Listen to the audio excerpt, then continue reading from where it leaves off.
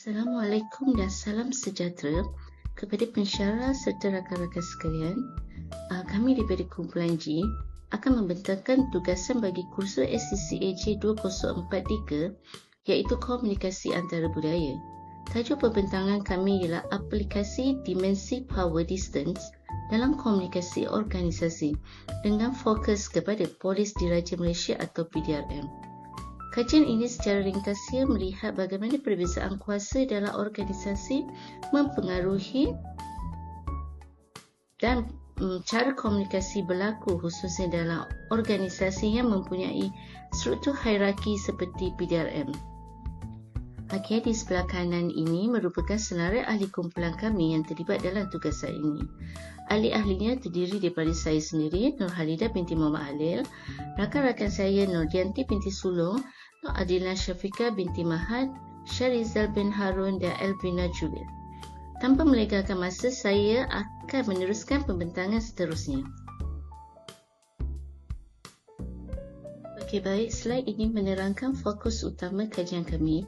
Kajian ini meneliti bagaimana dimensi budaya power distance mempengaruhi komunikasi dalam organisasi yang berhierarki seperti PDRM. Secara lebih spesifik, kami memberi tumpuan kepada 3 aspek utama, iaitu struktur organisasi, gaya komunikasi serta kesan yang terhasil daripada amalan tersebut.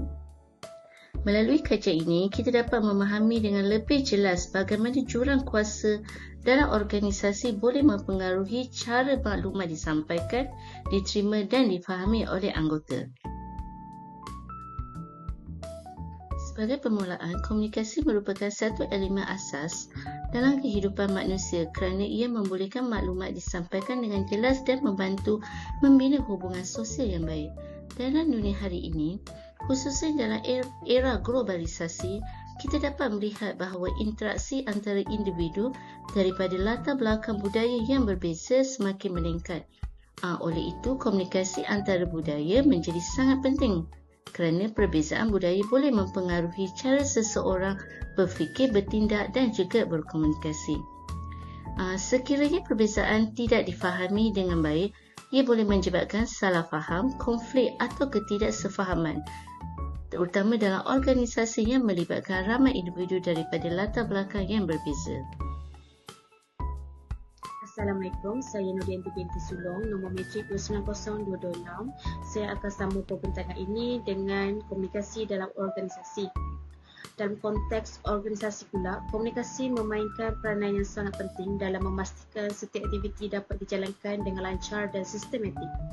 Organisasi moden hari ini terdiri daripada individu yang mempunyai latar belakang budaya, bahasa dan nilai yang berbeza. Dan ini secara langsung mempengaruhi cara komunikasi berlaku dalam organisasi tersebut. Dalam organisasi seperti PDRM, komunikasi bukan sahaja penting untuk menyelaraskan kerja, tetapi juga melibatkan aspek keselamatan dan keberkesanan operasi. Sebagai contoh, jika arahan tidak disampaikan dengan jelas atau disalah taksir, ia boleh memberi kesan yang besar kepada pelaksanaan tugas. Oleh itu, komunikasi yang tepat dan berkesan amat diperlukan dalam organisasi seperti ini. Seterusnya, teori Hostek. Bagi memahami perbezaan budaya dalam komunikasi ini, kita menggunakan teori dimensi budaya yang diperkenalkan oleh Gerd Hostek. Teori ini menjelaskan bahawa setiap budaya mempunyai ciri-ciri tertentu yang boleh dianalisis melalui beberapa dimensi seperti individualisme, maskuliniti dan pengelakan ketidakpastian. Namun dalam kajian ini kita memberi tumpuan khusus kepada dimensi power distance kerana ia sangat berkait rapat dengan struktur organisasi yang berhierarki seperti PDRM. Seterusnya, power distance. Power distance merujuk kepada tahap penerimaan terhadap jurang kuasa dalam sesebuah organisasi. Dalam organisasi yang mempunyai tahap power distance yang tinggi, anggota bawahan biasanya akan menerima arahan daripada pihak atasan tanpa banyak persoalan kerana mereka melihat autoriti sebagai sesuatu yang perlu dihormati. Sebaliknya, dalam organisasi yang mempunyai power distance yang rendah, komunikasi lebih terbuka dan anggota boleh memberi pandangan secara lebih bebas. Dalam kajian ini, kita dapat melihat bahawa PDRM lebih cenderung kepada power distance yang tinggi dan ini memberi kesan yang besar kepada cara komunikasi berlaku dalam organisasi tersebut. 9018 latar belakang PDRM. PDRM merupakan agensi penguatkuasaan utama di Malaysia yang bertanggungjawab dalam menjaga keselamatan ketenteraman awam serta menguatkuasakan undang-undang negara. Peranan ini sangat penting kerana ia melibatkan keselamatan masyarakat secara keseluruhan. Organisasi ini mempunyai struktur yang jelas dan berhierarki di mana setiap anggota mempunyai pangkat dan tanggungjawab yang tertentu. Struktur ini membolehkan setiap arahan disampaikan dengan lebih teratur dan memastikan setiap anggota tahu peranan masing-masing dalam sesuatu operasi. Selain itu, PDRM juga melibatkan pelbagai jabatan dan unit khas seperti unit jenayah, trafik dan keselamatan dalam negeri. Setiap unit mempunyai fungsi yang berbeza tetapi saling melengkapi antara satu sama lain. Disebabkan sifat organisasi yang berstruktur dan berdisiplin ini, komunikasi dalam PDRM perlu jelas, tepat dan cepat, terutama dalam situasi yang melibatkan operasi di lapangan. Oleh itu, latar belakang organisasi ini sangat sesuai untuk dikaitkan dengan konsep power distance kerana ia menunjukkan bagaimana struktur hierarki mempengaruhi cara komunikasi berlaku dalam organisasi. Untuk slide ini, kita akan melihat struktur dan budaya dalam organisasi PDRM. PDRM mempunyai struktur organisasi yang sangat jelas dan berhierarki, di mana setiap anggota mempunyai pangkat, peranan dan tanggungjawab yang tertentu. Struktur ini penting kerana ia membantu memastikan setiap arahan dapat disampaikan dengan teratur serta mengelakkan kekeliruan dalam pelaksanaan tugas. Selain itu, budaya organisasi dalam PDRM sangat menekankan disiplin, kepatuhan kepada arahan serta integriti. Anggota dilatih untuk menghormati pihak atasan dan melaksanakan tugas mengikut prosedur yang telah ditetapkan.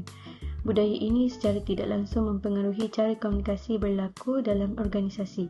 Sebagai contoh, anggota bawahan biasanya akan lebih berhati-hati dalam berkomunikasi dan cenderung untuk mengikut arahan tanpa banyak persoalan.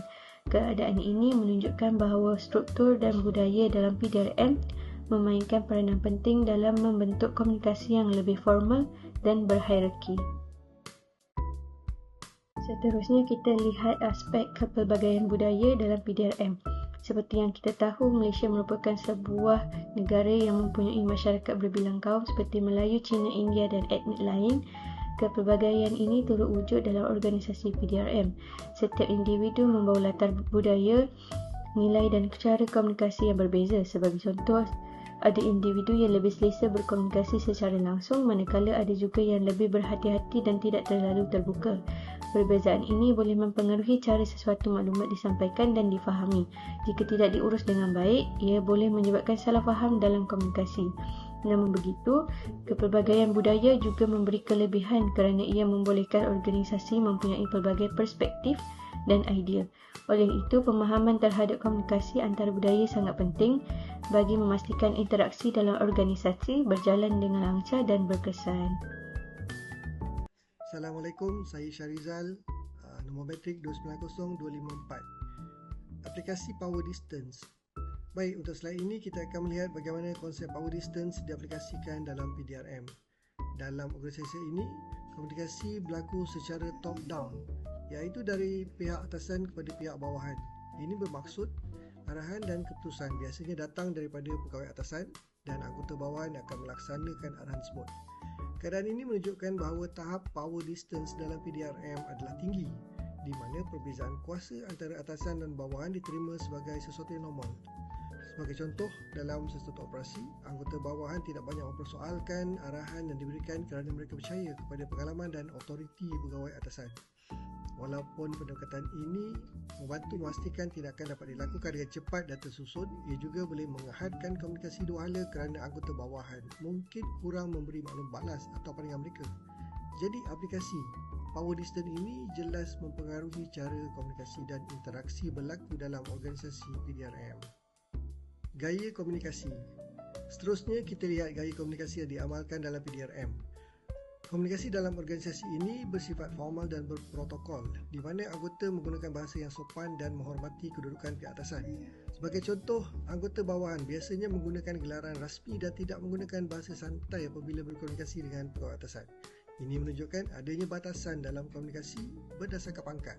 Selain itu, komunikasi dalam PDRM juga banyak bergantung kepada konteks, seperti nada suara, situasi dan hubungan antara individu.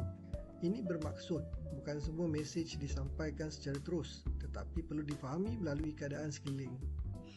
Jika anggota tidak peka terhadap konteks ini boleh menyebabkan salah tafsir dalam komunikasi, terutamanya dalam situasi yang memerlukan arahan yang jelas.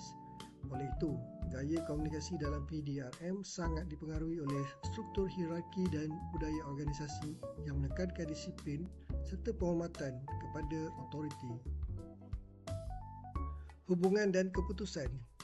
Baik, untuk slide ini kita akan melihat hubungan antara anggota serta proses membuat keputusan dalam PDRM. Dalam organisasi ini, hubungan antara anggota sangat dipengaruhi oleh pangkat dan autoriti. Pegawai atasan mempunyai kuasa yang lebih besar dalam menentukan arah tindakan, manakala anggota bawahan berperanan untuk melaksanakan arahan yang diberikan. Keadaan ini menunjukkan bahawa terdapat jurang yang jelas antara atasan dan bawahan, dan ini selari dengan konsep power distance yang tinggi. Dari segi pengambilan keputusan pula, kebanyakan keputusan dibuat oleh pegawai atasan tanpa penglibatan yang besar daripada anggota bawahan. Ini kerana keputusan dianggap sebagai tanggungjawab pihak yang mempunyai kuasa dan pengalaman. Pendekatan ini mempunyai kelebihan kerana ia membolehkan keputusan dibuat dengan cepat, terutamanya dalam situasi kecemasan. Namun begitu, ia juga boleh menghadkan peluang kepada anggota bawahan untuk berkongsi idea dan pandangan yang mungkin berguna dalam meningkatkan keberkesanan organisasi. Seterusnya ialah kesan positif. Namun sebelum itu, nama saya Elvino Julius, Mometrik 290118. Kita lihat kesan positif daripada amalan power distance dalam PDRM. Salah satu kesan utama ialah struktur organisasi yang jelas. Apabila setiap anggota memahami peranan dan tanggung jawab masing-masing, ia memudahkan penyelarasan tugas dan mengurangkan kekeliruan. Selain itu, tahap disiplin dalam organisasi juga lebih tinggi kerana anggota terbiasa untuk mematuhi arahan daripada pihak atasan. Ini sangat penting dalam organisasi penguatkuasaan seperti PDRM yang memerlukan ketepatan dan kepantasan dalam tindakan. Seterusnya, arahan dapat dilaksanakan dengan lebih cepat karena tidak memerlukan perbincangan yang panjang. Ini memberi kelebihan dalam situasi yang memerlukan tindakan segera. Secara keseluruhannya, power distance yang tinggi membantu memastikan organisasi berjalan dengan lebih teratur dan efisien. Oke, seterusnya ialah kesan negatif. Kita lihat pula kesan negatif daripada amalan power distance dalam PDRM. Walaupun sistem ini mempunyai banyak kelebihan, terdapat juga beberapa kelemahan yang perlu diberi perhatian. Antaranya adalah kekurangan komunikasi dua hala.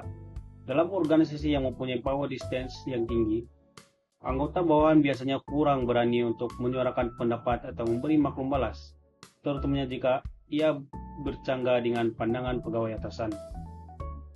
Selain itu, idea daripada anggota bawahan juga kurang diketengahkan, sedangkan dalam setengah situasi, anggota bawahan mungkin mempunyai pengalaman di lapangan yang boleh membantu meningkatkan keberkesanan suatu keputusan.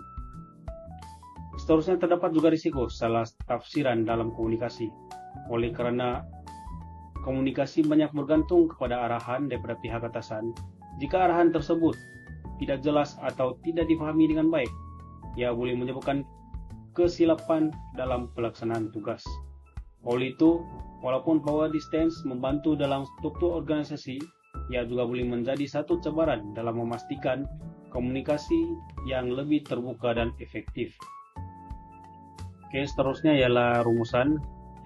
Sebagai rumusan, dapat kita lihat bahwa dimensi power distance memainkan peranan yang sangat penting dalam membentuk komunikasi dalam PDRM.